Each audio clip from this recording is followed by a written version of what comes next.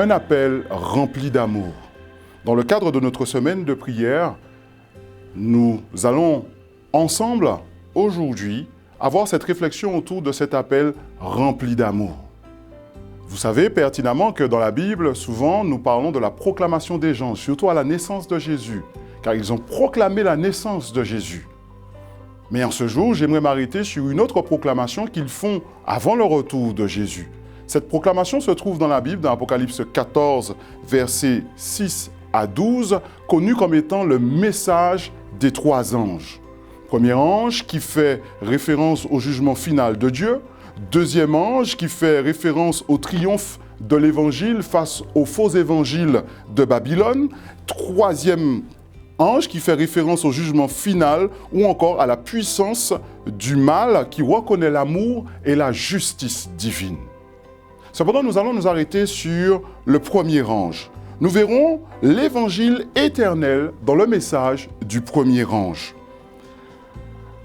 Il y a trois caractéristiques à souligner dans le message du premier ange. La première caractéristique sur laquelle j'aimerais m'arrêter, c'est l'évangile éternel de l'amour divin. Pourquoi éternel? Éternel car nous savons qu'elle a été conçue par l'Esprit de Dieu, l'Esprit du Dieu éternel. Éternel aussi, pourquoi? Parce que nous voyons qu'elle est immuable et qu'elle a une puissance salvatrice permanente. Maintenant, Apocalypse chapitre 1, au verset 5, l'appuie bien, car ce texte nous dit « À celui qui nous aime, qui nous a délivrés du péché ». Nous pouvons constater délivré du péché, mais je vais m'arrêter sur le présent de l'indicatif employé ici, à celui qui nous aime. Ce qui fait référence au flux d'amour constant et incessant de Dieu pour ses enfants. Chers amis, nous n'avons pas à douter de l'amour du divin pour nous lorsque nous nous focalisons sur le livre de l'Apocalypse, justement dans le cadre de cette première caractéristique qui est l'évangile éternel de l'amour divin. Donc nous voyons que l'amour divin ne varie pas.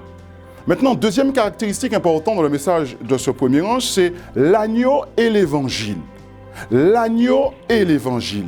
Il y a un passage dans la Bible, justement, concernant cet agneau et cet évangile, dans Apocalypse chapitre 5, où nous avons une chronologie qui devrait attirer notre attention et captiver justement cette dernière.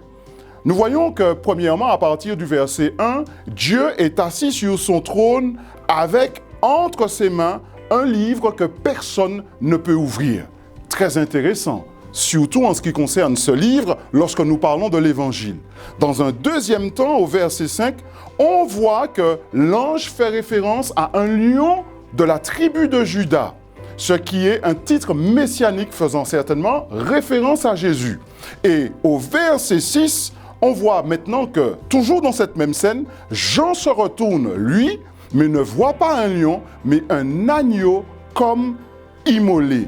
Il est intéressant de voir que le lion, afin de vaincre justement les ennemis de Dieu, doit devenir un agneau immolé.